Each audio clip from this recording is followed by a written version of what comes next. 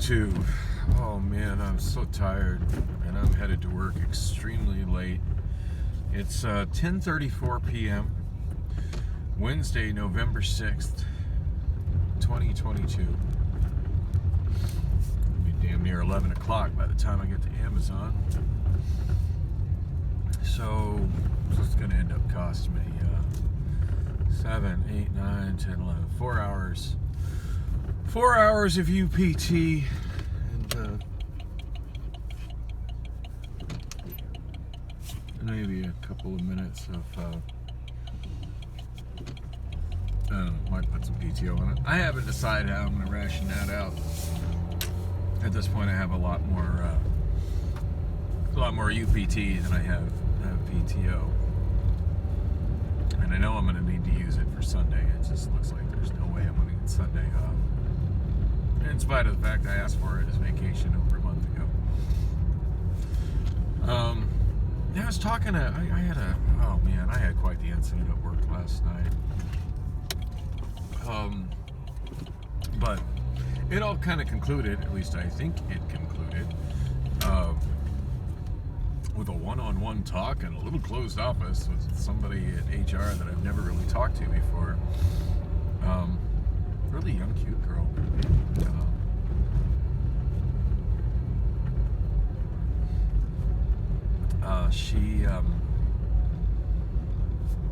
Anyway, she wasn't there to talk to me about requested time off and schedule adjustments and stuff, but as I was on my way out of the office, I figured, well, I had her attention, I may as well ask her. And she said that basically the way that kind of stuff works with Amazon is if it's schedule changes or vacation requests are denied, they just don't contact you, that's great. It's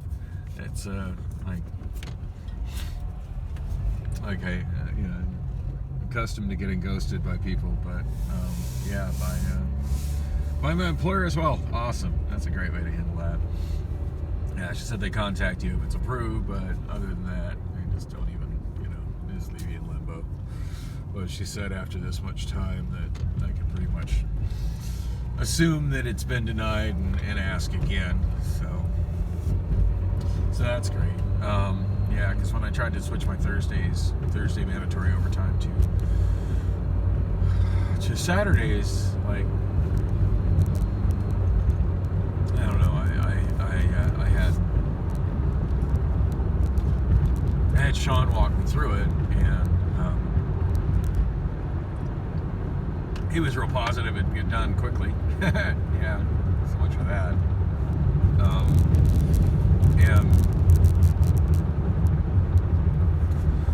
He was really positive it'd get done quickly, and then he did tell me I would probably count on not being approved for that, for the vacation request for the Sunday off, which is this coming Sunday, the 20th, for the Christmas party.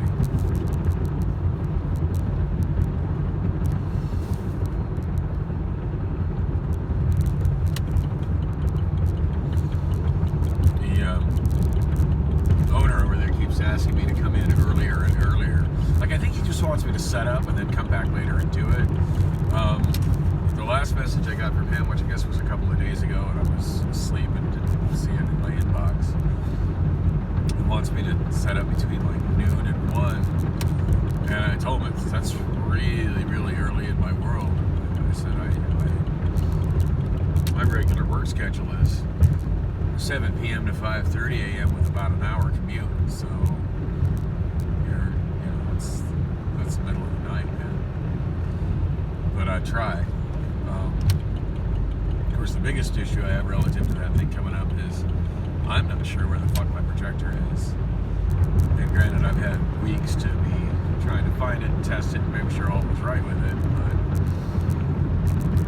But yeah, it's been so long since I've used my projector. I'm really not sure where it is. I did peek in the closet yesterday or maybe the day before where I used to always store it, and I didn't see it, but I didn't really go digging for it either. I was just too tired, didn't feel like dealing with it. it's very likely it's in there. It's just buried by towels, bedding, and shit. Other stuff that's in that closet. As I said, it's been literally years since I've used any of my high definition projectors. I do have two, both of which should be completely suitable for this event, but then I'm only kind of planning on bringing one. Anyway, I just texted him back, and of course this is probably late for him to get a text, but I just woke up and saw that. Damn. Sorry, I live on a different schedule than you do. Sorry for the inconvenience.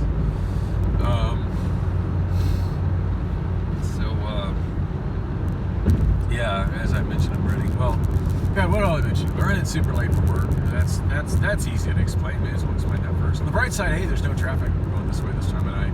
Although looking at the Google traffic, there's a lot of traffic issues going the other direction on the I-10, which makes no sense to me at 10:30 at night. But anyway,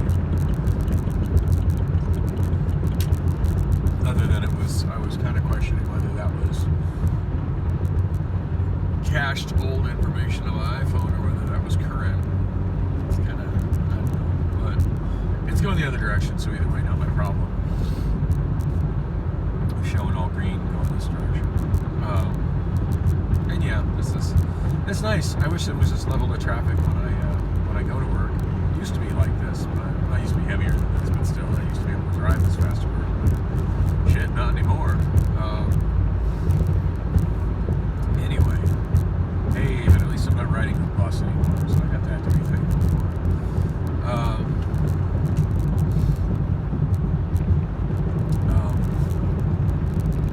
So yeah, the reason I'm running late, I've been without heat in my apartment since it started getting cold.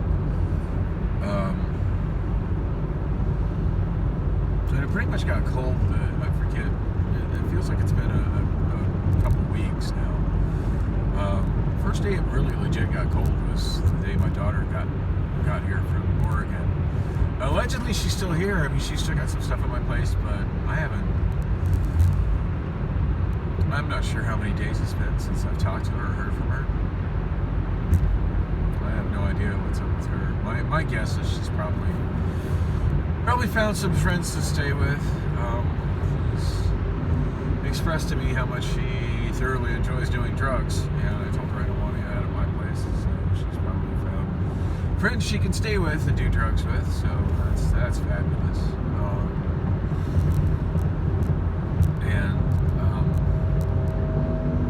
Also can't blame her for not wanting to be in my place. It's pretty uncomfortable there. It's been really cold the last week and a half. It's really cold in there and uncomfortable. Like I've been pretty much just wrapping up in blankets to try to stay warm.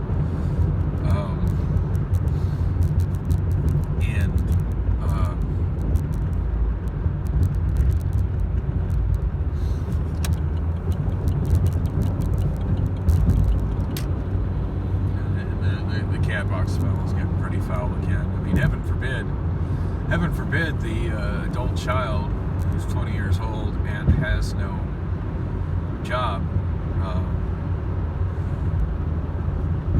clean out the goddamn cat box instead of waiting for her dad who's working fucking 60 plus hours a week to find the energy to do it. Nah, I guess you can't be fucking bothered to do that.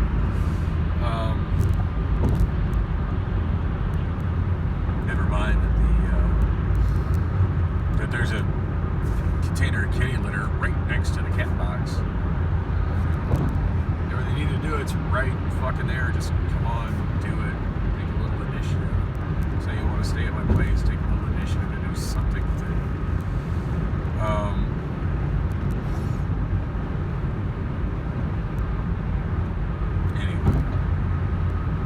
Hopefully she's okay. And I guess it's just as bad with me for not messaging her. And speaking of not messaging people, I got a comment from my mother that I forgot her birthday. Yeah, I forget every birthday. Every day is exactly the same to me. I often forget that holidays are happening until the day of that holiday, and I turn on news radio, and they're like, blah, blah, blah. It's this holiday. I'm like, oh, that's not. I mean, I remembered Election Day because there was so much, on the news about it and signs everywhere and just constant reminders of it. But yeah, I didn't have any reminders of my mother's birthday until that message. So it's hard to explain what it's like being with the mental issues I have, but try to imagine that you vaguely remember yesterday and the day before is such a distant memory that it doesn't really seem real. And then try to remember a date that passed like last year when it comes around the next year. That's my reality. I also forgot my youngest daughter's birthday. It didn't even occur to me that I missed it until several days after it. So yeah, I got a 20-year-old daughter somewhere, supposedly living with me, but doesn't check in or do absolutely anything to help out around my apartment. And I have no idea where she is. And now a 13-year-old recently turned 13. I don't know, it's been a little over. I forget the exact date of her birthday. Like, I'd have to look it up on either court documents or school documents. I legit don't remember what her birthday is. I know it's towards. I think it's towards the beginning of October. I don't remember the date. I don't remember dates. I don't remember names. I mean, that's half the reason I keep this vlog, is just to kind of supplement my memory so I can go back a days and then I'll be like, oh yeah, I remember that happened. God, just completely falling out of my faulty brain. So anyway, yesterday, so the reason I'm late, the reason I'm running so late to work, so Monday they were supposed to come to my apartment and switch the system over from air to heat, and I guess it doesn't, just the thermostat doesn't do that on its own. And Dave, the guy who does my heating and air stuff, is a contractor. It used to be I was always really glad to see Dave, and both times he's been over, he's been doing the equivalent of either waking me up in the middle of the night or stopping me from going to sleep when I'm almost asleep. Sometimes it's really... My daughter Allison told me it's called sleep inertia, that it's a symptom of it's also an autistic trait, that where it can be very, very hard to go to sleep when you know you need sleep and you're tired. But then once you are asleep, it can be extremely hard to wake up. And yeah, that's me in a nutshell. I know I've had times where like I just can't get to sleep, and I finally get to sleep, and then I wake up and it's like 3 days later. And especially when I'm going through depression, and I'm not like massively depressed right now, but I'm not in a good mental state. I'm really not. Priscilla has concert tickets for me to go see Smashing Pumpkins and Jane's Addiction with her on Friday. I forget the venue. She sent me messages with it all the time, but like I forget things and I forget the venue. I'm just not with her very often. It seemed like that was kind of changing, but it's just going back to I don't see her.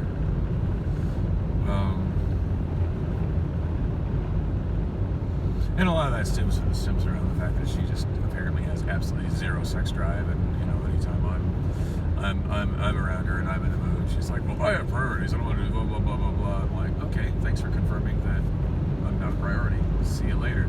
If I see you when I see you, if I see you. So yeah, maybe I'll go with the show with her. Maybe I won't. I don't know. I'm honestly kind of undecided. I would really like to see Smashing Pumpkins and Jane's Addiction. She sent me, while I was at work yesterday, some link to my ticket, which didn't work. Like it sent, I forget what the error message, but I screenshot and sent her the error message. Well, that's your ticket. I'm like, well, so I really prefer paper tickets. I don't know what to do with this. I don't know. She's making it so complicated. Like, she hasn't talked about like meeting up with me anywhere or anything before the show. So I don't know. I feel bad. She spent money on a ticket that apparently I might, that she's just not making it so vague for me that I'm probably not going to end up going. This kind of reminds me of how the Tool concert went, and I did eventually end up going to it, but I ended up I remember when Tool came last time and she bought tickets to it, it was such a complicated thing because she wasn't able to get me a physical ticket. And there was this website involved. I couldn't figure out how to use the website, and she wanted me to meet her someplace, and I couldn't find where she wanted me to meet her, and parking was really scarce. Couldn't figure out like the parking situation, and what I ended up doing was I did end up parking like in some residential neighborhood about a mile from the venue, and then walking to the venue because I couldn't figure out the parking around the venue. And then I ended up I couldn't, she kept telling me where she was, but I couldn't find where she was, and I ended up going to just basically having a full-on like panic attack breakdown, one of my, whatever you call it, one of my schizoaffective disorder type breakdowns where just absolutely nothing makes sense, and it just, all I'm hearing is just yelling and screaming, which is, I don't know how much of that is external and how much of that is internal, but it's just, I can't think, I can't function. And it's not very often that my stress and situation gets so bad to where like I mentally fall apart like that, but I literally mentally fall apart like that when I'm going to see a Tool concert, which would be like the best thing ever. Like, hey, I'm going to see Tool. But the whole situation like she created made it so difficult that I ended up happening to me. And I ended up finally at Will Call, and apparently they were able to look me up by name in Will Call and print me a physical ticket, which I was able to use to enter the show in the traditional manner.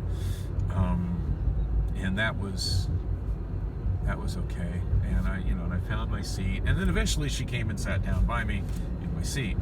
So, but yeah, it was pretty traumatic. So yeah, I'm not really looking forward to that experience again as a part of going to see Smashing Pumpkins. And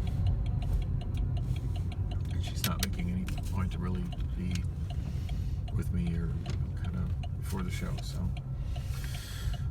I don't know what I'm doing Friday. At the rate I'm going, I'll probably just be alone in bed, sleeping, depressed, which is what I've done pretty much.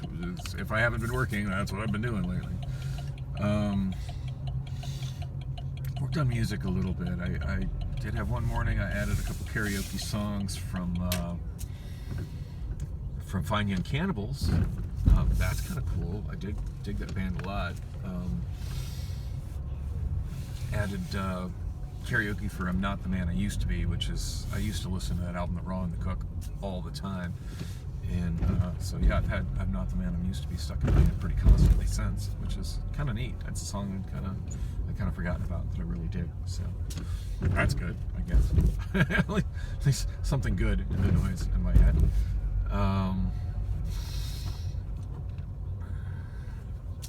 And I think the other one I got is Ever Fallen in Love.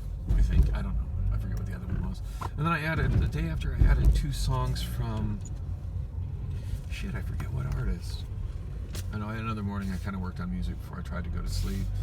And that I think would have been Monday morning. About the time I was trying to go to sleep, that's when Dave showed up and constantly pounding on my door trying to fix my heat. And he's like, well, yeah, the whole unit is bad. I told your landlord he needs to replace it, and he didn't, and it needs to be replaced. I can't turn it, I can't switch it over. It's like, that's fabulous. Well, anyway, he told me it was going to be fixed on Thursday. Then I got a text message early this morning saying he's going to fix it today. So yeah, Dave kept me up all night. Well, I mean, my equivalent of all night, like him constantly knocking on the door, giving me updates on that. I'm like, it's like, why can't people just send that shit in messages so I read it when I wake up instead of disturbing my slumber? It's like, I don't knock on your door at 3 a.m. Come on now. But anyway, yeah, so I have heat now. That's a good thing. That's a good thing. I have heat now.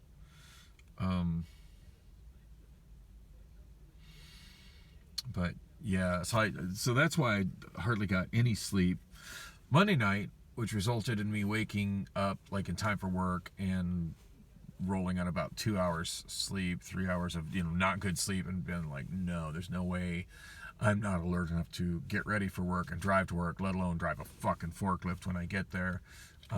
Just no. And I checked, and there was some PTO available, which I think I mentioned in a blog earlier this week, or not PTO, I'm sorry, VTO, voluntary time off for the shift. And that had popped up like during my break while I was at work the day before, and I'm just like, no, I'm scheduled for overtime. I'm getting my money. But yeah, at this point, I'm just like, oh, I'm so exhausted. I'm going to take it. And I've been seeing other things popping up, like VTO opportunities available. So, same kind of thing happened. Like I was kept awake all day today he was up on my ceiling and just all the noise and banging and banging and banging on my roof, like just couldn't sleep. And then once the banging and banging on the roof was done, there was the constant knocking at the door because he had to come in and do some stuff with the thermostat. And eventually left. It was working, but I mean, by the time he left, I don't really know what time it was, but again, that woke me up to the point I couldn't, I had almost got to sleep, then I couldn't get back to sleep. I don't know what time I did finally get to sleep, but obviously I'm rolling again, not enough sleep, and come 5:45 when my alarms are going off, I'm just looking at it like, oh hell no. And I checked, there was no VTO available anymore. If there was VTO for that shift, it already disappeared, so that wasn't an option. Couldn't do that. So I just found somebody in front of me with Alabama plates. That's interesting. From Bama. So yeah, I did. Yeah, I had to bumble through the app to figure out like how much I had available, and I've got a reasonably decent amount of UPT available, down to about 8 hours ish of PTO, and I'm just like, you know what? I'm just gonna go to sleep and reset my alarm for a few, put a couple hours on my alarm, and of course I just kept having to sleep and kept having to sleep because I was just so tired. I'm still tired. I was tired when I came in yesterday too, but I don't know. I'm ready to work. Let's see, 10:52 on this clock, so put 4 minutes on it. So 4 plus 2 is 6. It's 10:56. It's going to be after 11 when I get in and check in, so that's fine.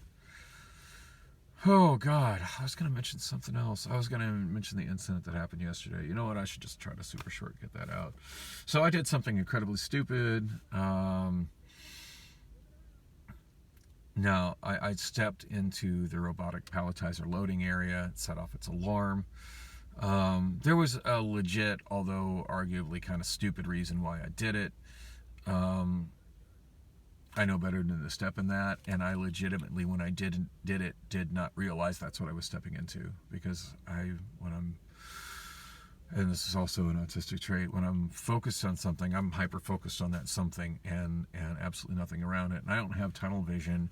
I don't have tunnel vision in that I want to say there's nothing wrong with my vision. There's plenty wrong with my vision, but my peripheral vision is good. Actually, my peripheral vision is better than my vision straight ahead of me. However, due to my mental health issues, when I'm focused on something, even though I have good peripheral vision, it may as well not be there because I'm completely oblivious to everything that's in it. And I was so oblivious to my peripheral vision in that moment that all I saw was a UPP base, which I was wanting to show to my friend to give him some heads up about stuff he needed to know about how he could very likely fuck up while unloading totes and drop totes. And if the wrong person sees you drop totes, then you're suspended from pit. And after he was so excited about starting, I don't want to see that happen to him like it's happened to me. And if every time I dropped totes I had been suspended, I would be ineligible to drive, probably permanently at this point. So and it's just really that easy to drop the totes. There's a lot of things go wrong. I could literally write give a whole page of all the things to watch out for that they don't teach you in the PIT class whatsoever, because the person that teaches the PIT class has no real experience in doing the job. You know what they say, those who can't do teach. So yeah, basically they teach you what the controls are, and then they teach you certain like safety procedures, but like there's a procedure that they teach you to unload the totes, and if you follow that procedure 100% to the letter, which is what I did. I mean, that's just kind of the way I follow directions.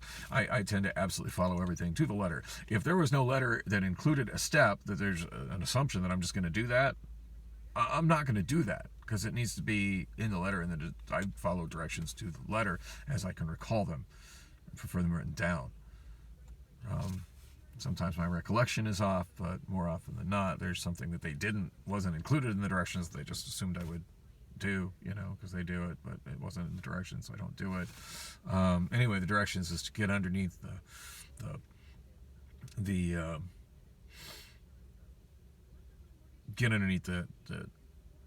whatever you're lifting, which in this case would be the pallets of empty totes. Lift your forks until it raises it a tiny bit, then tilt it back all the way, and then back out, go out in the other direction. But they say your eyes are always supposed to be in the direction you're traveling. Always look in the direction of motion. Well, that's actually really shitty advice. I mean, yeah, always be looking in the direction you're going so you don't run somebody over or hit something. Duh. But you also always need to be constantly looking back and forth and watching your load. Because if you're going with forks trailing, taking something out of a truck, then you're not watching your load. And you're not seeing that the way that they told you to lift up the totes puts the totes in contact with these little nubs, these little nipples that hang from the ceiling in some trailers, which they tend to use this particular style of trailer for totes, that will hit the top of the totes and flip it off your forks. There's a couple other things. I don't have time to go into the details, but I'm trying to explain all this stuff to Ariel so he knows. Like, dude, just somebody needs to tell you this, because I'm sure nobody told you this, and I don't want to see you like fuck this up by following the directions that you're given in the class that you're feeling super positive about. Anyway, I gestured to the UPP pallet. I wanted to kind of show him how the difference of a UPP pallet base is different from the wood pallets that he's accustomed to. Because the wood pallets, it's a lot harder to knock a wood pallet off at least you're going in the narrower side with your forks through it. That's a lot harder to knock that off your forks, because there is a bottom board which kind of keeps it on your forks to a point. Whereas UPP just kind of rests on it. So I'm trying to use that as a visual example. And then I look over and I see UPP right there, and I'm just thinking it's UPP that's stacked, and that's where it's stored. No, it was in the robot. I set off the robot alarm. I'm like, oh fuck. And now, granted, I didn't get all the way in it. As soon as I crossed that, like, in the little invisible barrier where the entrance is open, it set off the alarm. I immediately realized my mistake, and I'm just like, and I jumped out like in literally less than a second. There was no risk of any kind of damage or harm happening. I mean, the robot was not moving. The robot was not making any noise. Had the robot been either beeping or moving, I would have noticed its existence. But it was camouflaged, by the fact that it wasn't moving or beeping because of my mental illness. It just made it invisible to me. And all I was seeing was, the UPP base that I was wanting to show to Ariel. So anyway, I set off the alarm immediately. I immediately jumped out and kind of like put my hand in front of him, because he was trying to follow me. I'm like, no, oh, by the way, oh shit, that's a robotic palletizer. We're never supposed to step in that. Wow. I just fucked up in a big way. Because, I mean, that's like one of those high-level, that is like a high-level safety violation that you can be terminated immediately for. And I've seen people immediately terminated for it. And I just couldn't believe I did that. I'm like, oh, shit, I know better. I just literally, in that moment, didn't know that was the robotic, didn't see that was the robotic palletizer. And again, as I've explained to my supervisor in HR, interestingly enough, I didn't talk to safety about it. I did have a fun conversation with safety at one point. I'm coming out of truck, and he's like, that is not enough. That guy's got a super weird accent. That is not enough space to get your forklift out of the trailer. And I'm thinking to myself, it most certainly is. How do you think I got in this trailer? Dumbass. Anyway, those who, it kills me that anybody can be in charge of either teaching a position or supervising a position or critiquing the way safety is being handled in a position that they have not worked themselves and do not know the workings of. It just seems like that should be an absolute prerequisite, and it's really not. People that get hired into those positions are largely hired because they have college degrees, which, there is no college degree that will give you the experience of operating a forklift or operating a pallet jack. There's a degree in reading a book is no substitute for actual experience.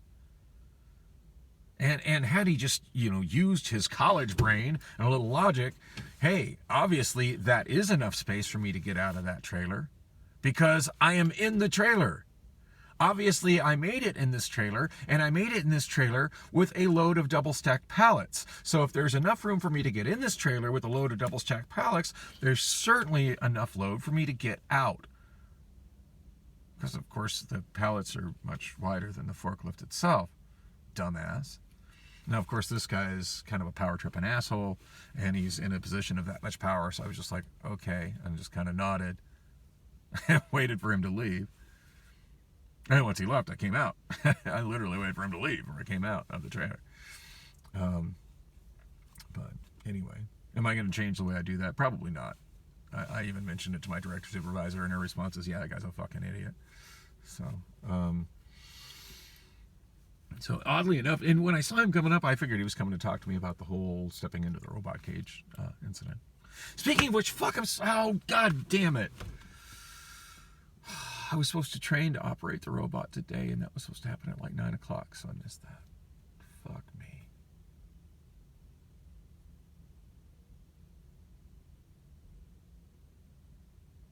I was really looking forward to training on operating the robot today.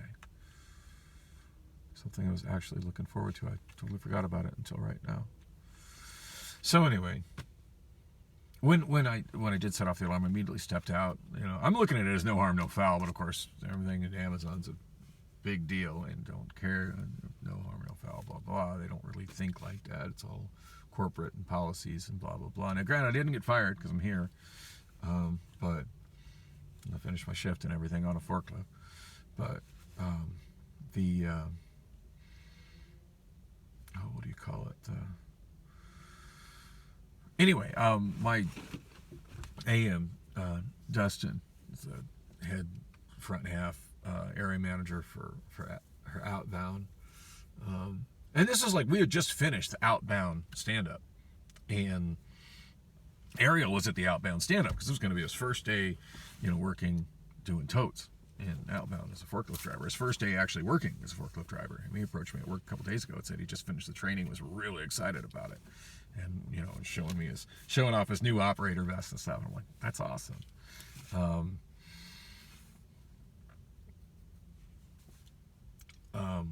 Almost feels like he's coming from a higher position because he was in ICQA, which is the people that do like a specialized problem solver that does auditing of all the different departments. And generally he was the main auditor for inbound. That's where I know him from, what I know him from. I don't know if you remember a vlog like several times ago where he was auditing stuff and he came over to where I was, and I was working as a line loader throwing all these different varieties of planters nuts, and I'm like, hey, did you come to audit these nuts? Anyway, I guess you had to be there. It was funny in the moment, and everybody within earshot just started cracking up. It's like, it sounds like something that gets you sent to HR, but like, actually, I am here to audit those nuts. So, oh, good times. Anyway, so yeah, when I set the alarm off, we had just finished stand up, and it's kind of funny. I was a little late to work yesterday. Because of traffic and waking up a little bit late due to not sleeping well, and not much late, just a few minutes late. Still got to put the PTO on that. And so I had to stand up a little late, and at that point, like, they'd already had enough people that they needed in outbound for forklift, And Alex is like, oh, she goes, Daniel, you're here. She goes, and I wasn't there the day before, so I guess she was thinking I might not show up again, because I didn't, I took VTO on Tuesday, which is funny because the VTO was listed as inbound VTO, because that's still listed as my primary work location, even though I haven't worked in inbound in over a month. And maybe I should put in to have that changed, but I kind of like my direct supervisor still being Sean. I really feel more comfortable going to Sean about anything. Although at this point I do go to Dustin for a lot of stuff. So there's that. Anyway, I do believe that Sean is higher up as far as level of management than Dustin is. Although I could be wrong about that. Anyway, when I walked in, Alex proceeded to tell me, well, you may as well go check in with I said, you should probably go check in with inbound, because I've already got these positions filled, and Ariel really needs to, this is his first day learning totes. He needs to learn totes. I'm like, oh, definitely needs to learn totes. And at that point, Dustin kind of butted in, who is, of course, Alex's boss in that department, the area manager, the AM, and he's like, oh, no, we're keeping Daniel. I'm like, really? She goes, hell yeah. He goes, we're keeping Daniel because Daniel water spiders when he's not busy on his pit. It's just like, hell yeah. And that's something, like the majority of the pit drivers, like if they're all caught up on their work, even if all they need to have more work is to just step off the forklift and move some stuff into their loading zones with a pallet jack, they'll just stand there next to the pit and do nothing. Read a book, look at their phones, stare into space, go talk to the other drivers. Just generally waste time. I'm here to work. There's always more work to do. So yeah, whenever I'm done, like I immediately go out, grab a pallet jack, and initially I'm looking for more work on the trailers that I'm loading. But then as I start walking around and I see the trailers the other people are loading and what space there is in loading zones, I'll move stuff there too. Although there's times, like there were times yesterday I came out and I tried water spider, and then there's water spiders out there and they don't have nothing to do either. So there were times yesterday where there's really nothing to do. So hey, at least if there was a day to deal with the repercussions of, oh my God, you stepped into the robot. Mind you, I was nowhere near within the range of the swinging arm. Just want to clarify that. Even if the arm was swinging, it would have gone nowhere near it. I'm very cognizant of things in motion. It's things that sit still that sometimes my mind just makes invisible. So anyway, after that incident, I set off the alarm and I was like, oh shit. And hilarious. Yeah, oh God, Jesus Christ, don't ever step in that. I said, I just fucked up. And I just immediately went, because we had just finished the stand-up where Dustin had told, where Alex had sent me to, it was like, yeah, we're full, you're late, go to inbound.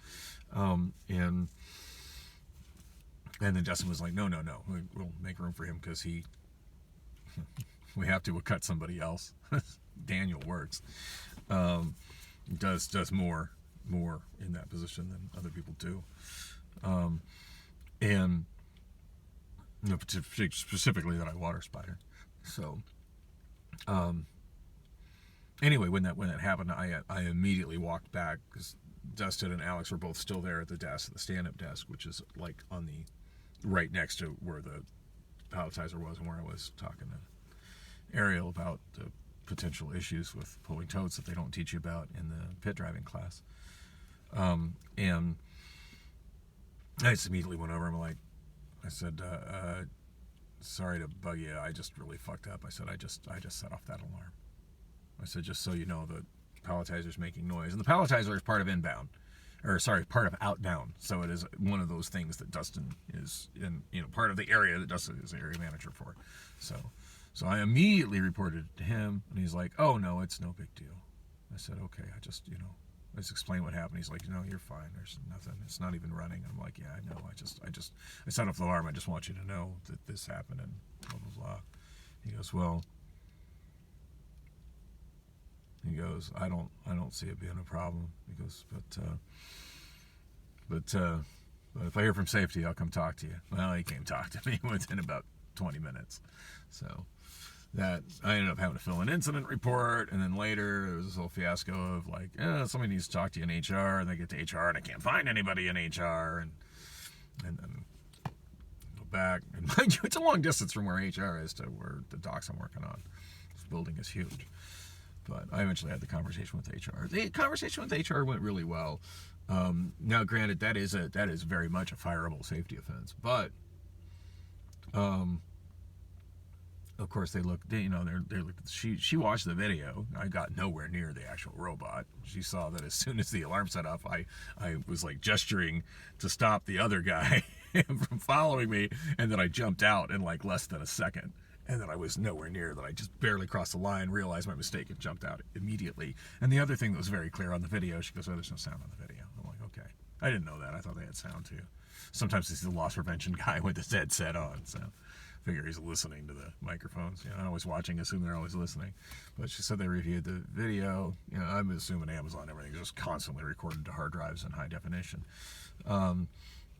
She said review the video. It was really obvious that I realized my mistake instantly, that I stopped the other guy from following me into it, that I jumped out and literally in less than a second, and that you could see that I immediately went and reported it to Dustin. So she goes, it's like, it's kind of a mistake. People make mistakes. She goes, but obviously you're aware of it, and you're very aware of stuff. And so I was talking about, other safety related things I do at how, as I'm walking through the warehouse, when I see things that are where they're not supposed to be, if they're blocking a fire hydrant or not a fire hydrant, but a fire extinguisher, or if they're blocking, electrical controls that have the black and yellow tape in front where it's marked, hey, don't put anything there, and people put things there, I'll stop and move the stuff. And that a week before there was an issue where people kept blocking fire, the paths, which are the emergency exits, and I moved a bunch of that stuff around, and it ended up kind of getting escalated, and some changes were made to the way that those were marked, just because some people, because they weren't more obviously marked, were just straight up not thinking, hey, this is an emergency exit I have to use, and fucking blocked it. Just like, yeah. I said, if you want to know more about me, I said, talk to almost any area manager, even the area managers I don't work with. Most of them know me, because I kind of more than pull my weight around here, and I'm always trying to, I see a spill, I clean it up. I don't cleaning up other people's messes constantly. Anyway, on that note, I'm super late going in. Jesus, I can't believe we wasted 42 minutes when I had the traffic coming in. I don't know if I'm mentally prepared to work, but I'm going to have to do it. So bummed I missed my robotic palletizer operator class. I have to basically start my day by going in and apologizing to Dustin for that. Anyway, thanks for coming with me on the journey and for listening. It's good to know somebody cared.